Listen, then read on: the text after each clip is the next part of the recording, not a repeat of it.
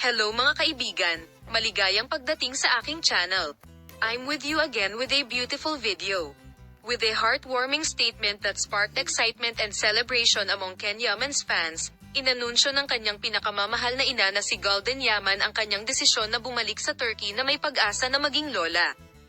Ang balitang ito, na isang kaaya-ayang sorpresa para sa fanbase ng Ken Yaman, ay nagpapahiwatig na ang isang bagong pahina ay babalik sa paglalakbay ng pamilyang Ken Yaman at nangangako ng walang limitasyong kagalakan at kaligayahan. Si Golden Yaman, nakilala sa kanyang kakisigan at kagandahan at ang kanyang walang patid na suporta sa pagbuo ng karera ng kanyang anak, ay nagpahayag ng kanyang planong bumalik sa Turkey dahil sa nalalapit na pagdating ng kanyang apo. Ang anunsyo na ito, na ginawa ng may kapansin-pansing pananabik at pag-asa, ay binibigyang diin ang malalim na ugnayan sa pagitan ng mag-ina at ang malalim na damdamin ng pamilya na tumatagos sa pamilyang Ken Yaman.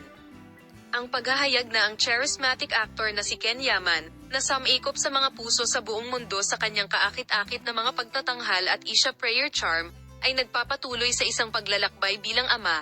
Ang kanyang mga tagahanga ay parehong masaya at sabik na sumali sa kaligayahang ito.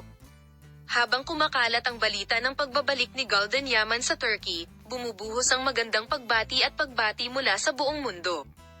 Ito ay isang patunay sa malawakang popular na apela ng aktor at ang tunay na pagmamahal ng kanyang mga tagahanga para sa kanya at sa kanyang pamilya.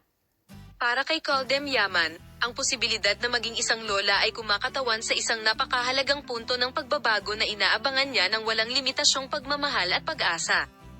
Ang kanyang desisyon na bumalik sa Turkey ay binibigyang diin ang kahalagahan ng pamilya at ang malalim na pakiramdam ng kagalakan na dulot ng pagdadala ng bagong buhay sa mundo. Salamat sa panonood ng aking video. Makita ka sa mga bagong video.